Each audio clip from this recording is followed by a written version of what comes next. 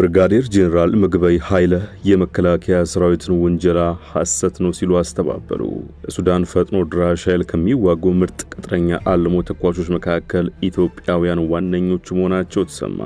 በሱዳን ኢትዮጵያውያን በሚኖርበት መጠለያ ጣቢያ በተነሳ ሰዓት የሟች ህጻናት ቁጥር 2 መድረሱ ተነገረ። አክብሮታዊ ሰላምታችን በያላችሁበት ይድረስ የተወደዳችሁ ሸገር ታይምስ ቤተሰቦች፣ የመረጃ ጥንቅራችን እነሆ ተጀምሯል። በመግቢያችን ላይ ያስተዋወቅናችሁን ርዕሰ ጉዳዮች ጨምሮ ሌሎች መረጃዎችን ማካተን ይዘናል። ብራችሁ እንድትቆዩ የጋበዝን ወደ መረጃዎቹ አለፍን።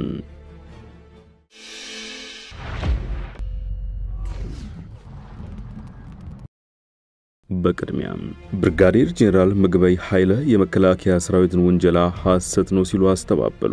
የኢትዮጵያ መከላከያ ሰራዊት የፋኖ ታጣቂ ኃይሎች ዘመቻ አንድነት በሚል ስያሜ በተለያዩ የአማራ ክልል አካባቢዎች ያካሄዱትን የተቀናጀ ጥቃት ማክሸፍ ደምስሻለሁ ሲል መጋቢት 12 ቀን 2017 አመሻሽ ላይ ባወጣው መግለጫ አስታውቋል። የፋኖ ኃይሎች ዘመቻውን ያካሄዱት በብርጋዴር ጄኔራል ምግበይ ኃይለና ግብረ አበሮቹ አደራጅነትና አይዞባይነት ነው ሲሉ ወንጅለዋል። መከላከያ ሰራዊት ትናንት አመሻሽ ላይ ባወጣው መግለጫ የፋኖ ታጣቂ ኃይሎች በክልሉ በሚገኙ ዞኖችና ወረዳዎች ላይ ውድመት ፈጽመዋል፣ የመንግስት መዋቅር ለማፈራረስ ተንቀሳቅሷል ሲል ገልጿል። መግለጫው በክልሉ በተለያዩ አካባቢዎች የሚንቀሳቀሱ የተለያዩ የፋኖ ቡድኖች የአንድነት ዘመቻ በሚል ስያሜ የተቀናጀ ዘመቻ መክፈታቸውን ተከትሎ የተሰጠ ነው። በግጭት እየታመሰ ባለው የአማራ ክልል በአዲስ መልክ ባለፉት ቀናት ግጭቶች መቀስቀሳቸውና ከፍተኛ ጉዳት ማስከተሉን የተመለከቱ ሪፖርቶች በመውጣት ላይ ይገኛሉ። የፋኖ ኃይሎችን ጽንፈኛ ሲል የጠራቸው የመከላከያ መግለጫ በክልሉ ጥቃት ከፍቷል። በዚህ ክልሉን ለማተራመስ እየተደረገ ባለው ዘመቻ አንድነት በተሰኘው እንቅስቃሴ ብርጋዴር ጄኔራል ምግበይ ኃይለ ከጀርባ አሉበት ሲል ወንጅለዋል። የፋኖ ኃይሎች ከፍተኛ የሆነ ሰብአዊና ቁሳዊ ኪሳራ ደርሶባቸዋል ሲል መከላከያ ሰራዊቱ በመግለጫው አስታውቋል፣ ተደምስሰዋልም ብሏል። ብርጋዴር ጄኔራል ምግበይ ኃይለ እድሜ ልኩን በታሪኩ ግጭት ጠማቂ ናቸው ሲል የኮነነው መግለጫው ያለምንም ወታደራዊ ዕውቀት የትግራይ ህዝብን ወደ ጦርነት ሲያስገባ ነበር ሲል ተችቷል። ብርጋዴር ጄኔራል ምግበይ ምዕራብ ትግራይን አስመልሳለሁ በሚል 2 ጊዜ ፌደራል መንግስት ሰራዊትን ለማጥቃት ሞክሮ ነበር ሲል የገለጸው መከላከያው በአሁኑ ጊዜ ትግራይን ወርቅ እየዘረፈ በኤርትራ በኩል አድርጎ ይሸጠ ይገኛል ብሏል። የፕሪቶሪያ ስምምነት እንዲፈርስና እንዳይሳካ ከፍተኛ ጥረት እያደረገ ይገኛል ሲል ብርጋዴር ጄኔራል ምግበይን የወነጀለው የመከላከያ መግለጫ የጊዜያዊ መሳሪያ ማህተም ለመንጠቅና በኃይል አፍርሶ ስልጣን ለመያዝ ሞክሯል ሲል ገልጿል። መከላከያ ሰራዊቱ መግለጫው በደቡብ ጎንደር፣ ምዕራብ ጎንደር፣ ሰሜን ጎጃም፣ ምስራቅ ጎጃም፣ ምዕራብ ጎጃም እንዲሁም በሰሜን ወሎ ብርጋዴር ጄኔራል ምግበይ ያደራጃቸውና የደገፋቸው ናቸው ያላቸውን ኃይሎች ደምስሻለሁ ሲል አስታውቋል። መከላከያው በመግለጫው በፋኖ ኃይሎች ላይ በዚህ 2 ቀን ብቻ 317 የተገደለ፣ 41 የተማረከ፣ 125 የቆሰለ፣ 27 እጅ የሰጠ፣ 51 በምህረት የገባ፣ 15 መረጃ አቀባይ የተያዘ በድምሩ 576 የሰው ኪሳራ አድርሻለሁ ብሏል። ማረኳቸው ካላቸው መሳሪያዎችና ቁሳቁሶች ውስጥ አንድ መትረየስን ጨምሮ 119 ክላሽ፣ 46 ኋላ ቀር መሳሪያ፣ 8 ሽጉጥ፣ 22 ቦምብ፣ 2290 የተለያዩ አይነት ተኳሾች፣ 28 ትጥቅ፣ የመገናኛ ሬዲዮ፣ ተሽከርካሪ፣ ባጃጅ፣ ሞተር ሳይክል ይገኙበታል ብሏል። በህይወት የተረፈው የፋኖ ኃይል የትም የተበታተነ መሆኑ ተረጋግጧል ሲል መከላከያ በመግለጫው አካቷል። ጄኔራል ምግበይ ግን ከፋኖ ኃይሎች ጋር ምንም አይነት ግንኙነት የለኝም ሲሉ የመከላከያውን ወንጀላ ውድቅ አድርገውታል። ከኤርትራም ጋር በተመሳሳይ ሐሰት ነው ሲሉ አስተባብሏል። አዲስ አበባ የተለያዩ ፎቆች እንዳሏቸው በተመለከተም ለተነሳላቸው ጥያቄ በሰጡት ምላሽ ይህንንም ውሸት ነው ሲሉ አጣጥለውታል።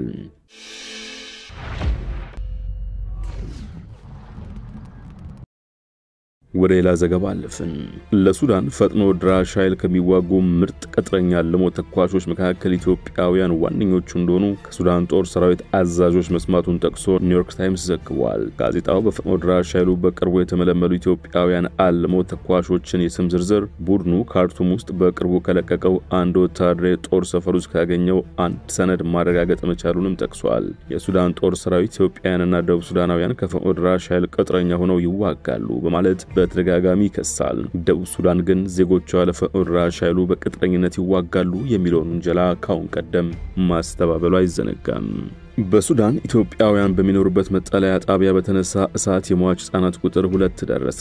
በሱዳን በሰሜን ኢትዮጵያው ጦርነት ተፈናቀሉ በሚኖሩበት የስደተኞች መጠለያ ጣቢያ በተከሰተ የእሳት አደጋ ምክንያት 2 ህጻናት ህይወታቸው አልፏል። ቃጠሎ የተከሰተው ከመጠለያ ጣቢያዎች መካከል አንዱ በሆነው ኡምራ ኩባ እንደሆነ የሱዳን ነዋሪ የሆነው ጋዜጠኛ መድህኔ ግዳይ ለቢቢሲ ተናግሯል። አደጋው የተከሰተው ሐሙስ መጋቢት 11 2017 በአካባቢው ሰዓት አቆጣጠር 7 ሰዓት ገደማ መሆኑን ጋዜጠኛ መድህኔ ገልጿል። መድህኔ በቃጠሎ ምክንያት 14 የሚሆኑ በሸራ የተሰሩ መጠለያዎች ሙሉ በሙሉ በሚባል ደረጃ ወድመዋል ሲል አደጋ ያስከተለውን የንብረት ውድመት ያስረዳል። በጣም የሚያሳዝን ሁኔታ ነው። ያላቸው ንብረት ሙሉ በሙሉ ወድመዋል። በመጠለያ ጣቢያው የሚኖሩ ስደተኞች የሰዓት አደጋውን ማስቆም እንደተሳናቸውና መደዳውን ተሰድሮ የነበሩ የሸራ መጠለያዎች መውደማቸውንም ይገልጻል። ከግላይ ንብረታቸው ተጨማሪ የተባበሩት መንግስታት የስደተኞች ኤጀንሲ UNHCR እና ሌሎች የተራድኦ ድርጅቶች ለስደተኞች የሰጡት ንብረትና ወርሃዊ እርዳታ መውደሙንም ይናገራል። በሰዓት አደጋው ምክንያት 2 ህጻናት ህይወታቸው ማለፉን ጋዜጠኛ መድህኔ ለቢቢሲ ተናግሯል። ከሁሉም በላይ በጣም የሚያሳዝነው 2 ህጻናት በአደጋው ምክንያት ህይወታቸው ማለፉ ነው። የአንድ ቤተሰብ አባላት ናቸው። አንድ የ6 ዓመትና የ2 ዓመት ህጻን ህይወታቸው አልፏል ብለዋል። ከ4 ዓመታት በፊት በትግራይ በፌደራሉ መንግስትና በህወሓት መካከል በተነሳው ግጭት ምክንያት በርካታ የምዕራብ ትግራይ ወይም የወልቃይት አካባቢ ነዋሪዎች ከቤት ንብረታቸው ተፈናቅለው ወደ ሱዳን መሰደዳቸው አይዘነጋም። በዚህም ደም አፋሳሽ ጦርነት ምክንያት ወደ ሱዳን ከተሰደዱት በተጨማሪ በሀገር ውስጥ በተለይ በትግራይ ክልል ተፈናቀሉ ሰዎች ቁጥር ከ1 ሚሊዮን በላይ እንደሚሆን ይነገራል።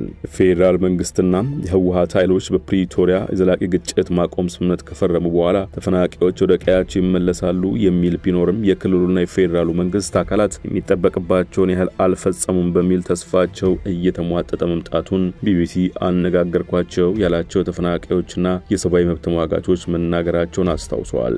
መቶ ሺዎቹን ለህልፈት ዳርጓል የተባለው የሰሜን ኢትዮጵያው ጦርነት ካበቃ በኋላ ከ1 ሚሊዮን በላይ የሚሆኑ ሰዎች ተፈናቅለው እዚያው በክልሉ ውስጥና ድንበር ተሻግረው ከ60 ሺህ በላይ ደግሞ በጦርነት ውስጥ በምትገኘው ሱዳን ውስጥ ይገኛሉ። ኡምራ ኩባ በተሰኘው የስደተኛ መጠለያ ጣቢያ የሚገኙ በአማራ በኩል ወልቃይት እየተባለ ከሚጠራው ስፍራ በትግራይ ደግሞ ምዕራብ ትግራይ ተፈናቅለው የመጡ መሆናቸውን ጋዜጠኛ መድህኔ ይናገራል። ጋዜጠኛው እንደሚናገረው አካባቢው በጣም ሞቃታማ በመሆኑ የእሳት አደጋ ከተነሳ የመዛመት እድሉ እጅግ የሰፋ ነው። በስደተኞች መጠለያ ጣቢያ አካባቢ እሳት አደጋ ሰራተኞች ባለመኖራቸው አደጋው የከፋ እንዲሆን አድርጎታል ይላል። አክሎም ሱዳን የሚገኙ አብዛኞቹ መጠለያ ጣቢያዎች ተቃጣይ ከሆነ እንደ እንጨትና ብረት ካሉ ቁሳቁሶች እንደሚሰሩ መመልከቱን ይናገራል። መድህኔ በአደጋው ምክንያት ልጆቻቸውን ያጡት ቤተሰቦች አግኝቶ ማናገሩን አሳውቆ ከባድ ሀዘን ላይ እንዳሉ ያስረዳል። ስደተኞቹ እዚህ 5 ዓመታት ቆይተዋል። ወደ ቀያችን ወደ ሁመራ እንመለሳለን የሚል ተስፋ ነበራቸው። የፕሪቶሪያ ስምምነት ከተፈረመ በኋላ ከዛሬ ነገ ወደ ቀያችን እንመለሳለን በሚል ተስፋ ነው ያሉት። በዚህ ሁኔታ ውስጥ እያሉ ነው ልጆቻቸውን በእሳት አደጋ ያጡት። በሱዳን የእርስ በርስ ጦርነት ምክንያት በርካታ የእርዳታ ድርጅቶች ከሱዳን በመውጣታቸው ምክንያት ኢትዮጵያውያን ስደተኞች ሰብአዊ ድጋፍ እያገኙ እንዳልሆነም ይገልጻል። መድህኔ እንደሚለው በዚያ ሁኔታ ውስጥ ነው የሚኖሩበት መጠለያ ጣቢያ በመውደሙ ከሚያውቋቸው ሌሎች ስደተኞች ጋር ተጠግተው ነው እየኖሩ ያሉት። ተስፋቸው አዲስ መጠለያ ጣቢያ እንዲቋቋምላቸው ሳይሆን ወደ መኖሪያቸው ተመልሰው ዘላቂ መፍትሄ ማግኘት ነው ይላል። የኤርትራ ማስታወቂያ ሚኒስትር የማነ ገብረ መስቀል በባህር በር ጥያቄ ዙሪያ በድጋሚ በማህበራዊ ትስስር ገጻቸው ላይ ሌላ አስተያየት ሰጡ። አንዲት ወደብ አልባ አገር የህልውና አደጋ ተደቀነባት የሚባለው የባህር ዳርቻ ያላቸው ሁሉም ጎረቤት ሀገራት የተራዘመና የተቀናጀ የባህር ላይ ከበባ ሲፈጽሙባት እንደሆነ የማነ ገልጿል። ይህ ባልሆነበት ሁኔታ ነገሮችን እያጋነኑ ማቅረብ ዓላማው አደገኛና ለሁለትዮሽና ለቀጣናዊ ትብብር ጠንቅ የሆነ አካሄድ እንደሆነ የማነ አስምረውበታል። የማነ ኢትዮጵያን በስም ባይጠቅሱም ጠቅላይ ሚኒስትር አብይ የባህር በር ጉዳይ ለኢትዮጵያ የህልውና ጉዳይ ነው በማለት ከትናንት በስቲያ ለህዝብ እንደራሴዎች ምክር ቤት ተናግረው ነበር። የማነ የሚመሩት የኤርትራ ማስታወቂያ ሚኒስቴርም አንዳንድ የፊውዳላዊ ተስፋፊነት የተጠናወታቸው የኢትዮጵያ ፖለቲከኞችና ምሁራን የባህር በርና ወደብ በኃይል ወይም በወረራ መያዝ ይፈልጋሉ በማለት ከትናንት በስቲያ ተችቶ እንደነበር አይዘነጋም።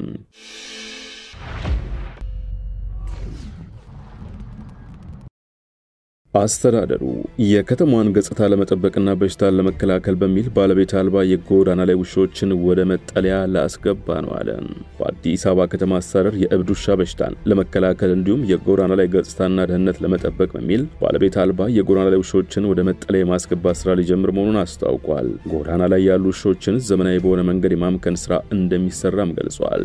ባለቤት አልባ የጎዳና ላይ ውሾችን የመጠለያ ማዕከል አዘጋጅቶ ወደዚያ ለማስገባት የሚያስችል አዲስ የአሰራር የአሰራር ደንብ ተዘጋጅቷል ሲሉ የአስተዳደሩ የእንስሳት በሽታ መከላከልና ቁጥጥር ቡድን መሪ የሺዳኝ እንደገለጹለት አዲስ ዘመን ጋዜጣ በድረገጹ አስነብበዋል። ደንቡ በረቂቅ ደረጃ ያለ መሆኑና በቅርቡም ወደ ስራ ይገባል ሲሉ ኃላፊው ነግረውኛል ያለው ጋዜጣው በአሰራር ደንቡ መሰረት ባለቤት አልባም የጎዳና ላይ ውሾችን ወደ መጠለያ ለማስገባት መጀመሪያ የውሻ ባለቤትነት ምዝገባ ይካሄዳል ማለታቸውንም አካቷል። ውሻ አለኝ የሚል ማንኛውም ሰው ምዝገባ ማድረግ አለበት።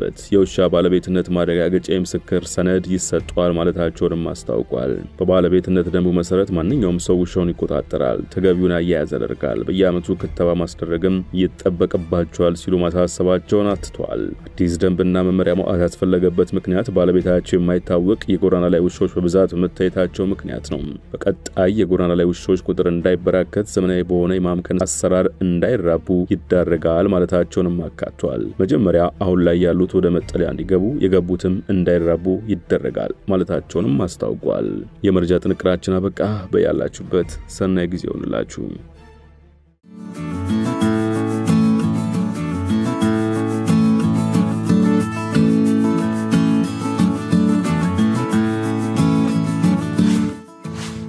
ሸገር ታይምስ ሚዲያን ሰብስክራይብ በማድረግና ደወሉን በመጫን ይከተሉን።